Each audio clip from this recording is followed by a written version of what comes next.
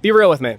Every ex carries a version of you that nobody else will ever know. Why? I just think that we are such fluid people. Our personalities, our worldviews, our goals are constantly changing, and I think that who you are to each of your past lovers is such a specific combination of those things in a specific point of time that is never going to be the same again. And I think because of that, it kind of immortalizes what you had, and it makes it so that even if things don't work out, there's something that you can hold on to that's exclusive to you for the rest of the time. So. Can you give me an example?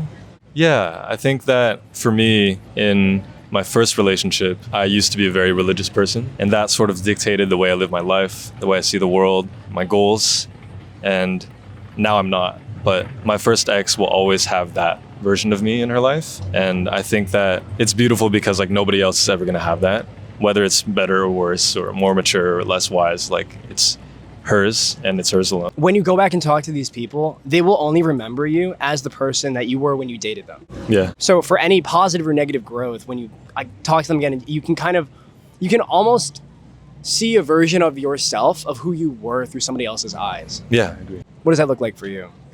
I met my first ex a few years removed from our relationship, and I could clearly see that what she wanted out of life was completely different than what she wanted when I dated her. And on one hand, obviously it's like a bit jarring because it's not what you're used to. But on the other hand, it's cool because for me, like I got to have that version of her.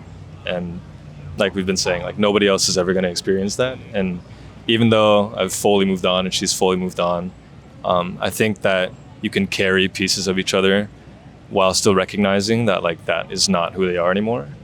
And in that sense, it's like, it's just special. Like it's not something that is ever going to change. These are the people who have made you who you are, right? Like I feel like we're almost a collection of all of our past lovers in the sense of like so much of who we are as people are created by the people we've dated in the past. We are human mosaics of the people who were closest to us. And I think you can trace back all of the people you've dated and how they've changed you into the person you are today. I also like that mentality a lot because, at least among my peers, I see a lot of people fall into this trap of like, that didn't work out, that was such a waste, on to the next. But seeing yourself as a product of everybody that you've been with, even though it's maybe not like the most complicated or like crazy concept, like it is true and it's beautiful. More importantly, I feel like it's accurate. I feel like people have a tendency of trashing on their exes by labeling them as toxic. And when you label someone as toxic, you're missing out on the opportunity for growth. Because once you label someone with like a negative attribute, you subconsciously are saying like, you didn't do anything wrong and they are the problem. And therefore there's no learning opportunity. But the learning opportunity comes when you acknowledge someone's humanity and acknowledge that everyone is a vehicle for growth. Every interaction and every experience, regardless of if it was positive or negative, is an experience of growth.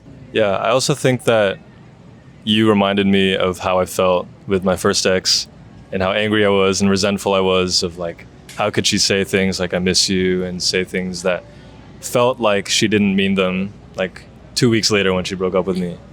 And later on, like everything, it's all hindsight. And like now I can look at it and see like, oh, she just didn't know what she wanted and she was genuinely just confused. But at the time, it's easy for me to fall into the labels that you were talking about. Like, oh, she just used me. Like she's just a piece of trash. But it's all learning to be human. I think that's a beautiful part about being human. I think the further away that you remove yourself from a situation, the less personal you make it, the more you can acknowledge someone's humanity and you can acknowledge that these things that feel so personal really aren't.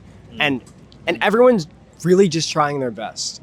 I think the problem is when you identify too closely with your emotions, you don't allow yourself to grow. And you don't allow yourself to acknowledge that that person's human because you're casting this label on them and you're subconsciously saying they are bad and I am good. And so, because what you're really saying is they are bad and I am good. Or because they wronged me. And what that does is it subconsciously tells you that you did nothing wrong and you have no reason to reflect on the situation. I do think there are some cases where you just get done completely dirty and it's hard to see the outcome of that. Honestly, even in those cases, I know it's hard to say this, I genuinely believe that if you understood every crevice of the other person's experience that did you wrong, I think you could not be mad at them. I think that people don't exist in a vacuum and that like we're all products of our environment. And at the end of the day, most of us are just doing things because we're insecure. And I think that goes for most bad things. And that's why I say like nothing's really personal, right? We're just all these like kind of like anxious, status seeking, power hungry human beings. And we're all doing our little thing and we hurt people.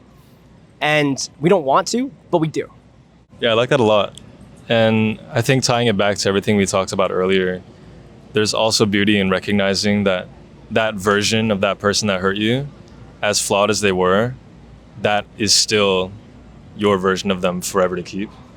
And whether it's something that you want to keep thinking about or don't want to, like it's up to you. But I think that it's unique and nobody's ever going to take away the fact that that person was exclusive to you. And ideally they're a better person now and they've learned and fixed it. But, you know, I just think that everything that you're talking about how we're all just trying to be human really applies here. And viewing your past lovers with the same lens is really valuable too. What advice do you have for people that are dating? To anybody who's exiting a relationship, I would say as much as it's necessary to fully feel negative emotions, don't allow yourself to sink into them and allow that to completely tarnish your view of whoever it was. I just think that there's beauty in recognizing that in spite of any wrongdoing somebody did to you, that flawed version of them was still yours alone. And in that sense, just remembering that everybody's human. That's beautiful. Thank you so much. What was your name? Preston, nice to meet you. That's good. Awesome.